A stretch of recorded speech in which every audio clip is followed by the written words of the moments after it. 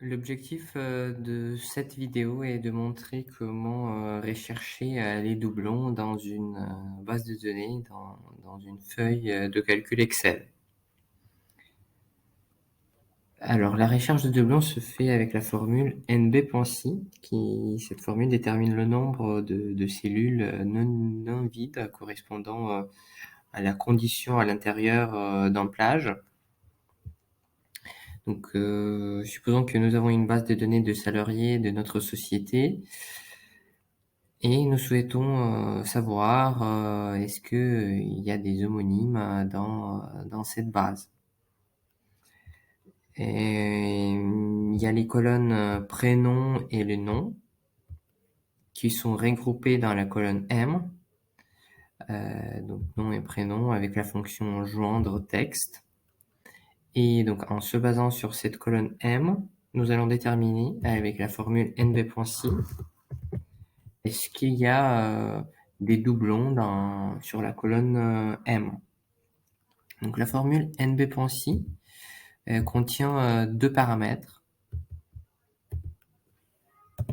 Le premier paramètre, c'est la plage.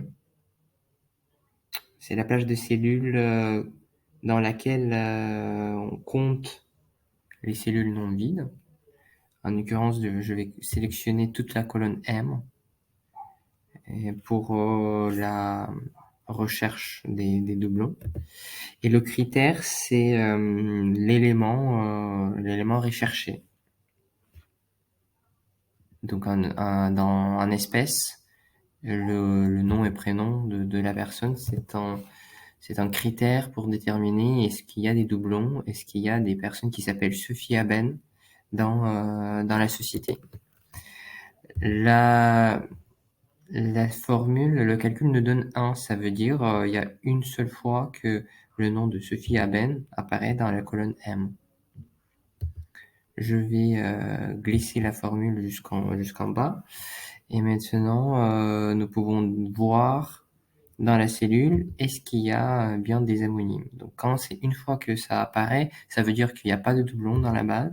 Et lorsque la fonction NB.SI nous rend 2 comme retour, ça veut dire il y a un nom de la personne qui apparaît 2 fois dans la base. Donc nous avons 2 Raibash et nous avons 2 Michel Baudet.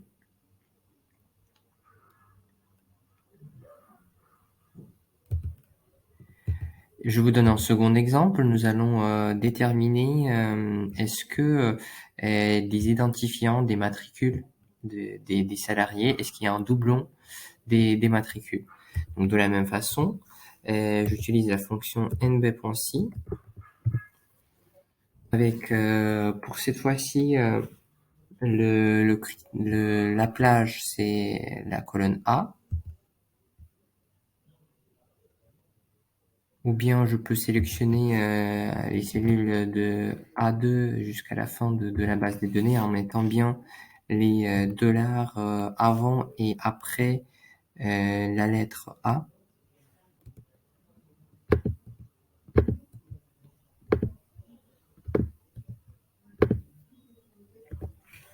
Et le critère de la recherche, c'est le premier élément recherché, la première matricule.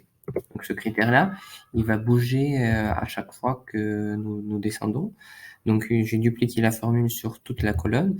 Ça veut dire que c'est lorsqu'on cherche un identifiant pour Jean Absen, c'est la possibilité de retrouver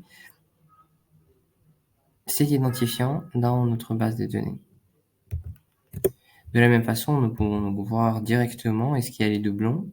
Les doublons, c'est quand il y en a 2 ou plus éléments qui apparaissent dans la base de données. Donc il s'agit bien des 2 bâches qui ont exactement le même identifiant. Donc il s'agit bien qu'il y a un doublon dans ma base de données.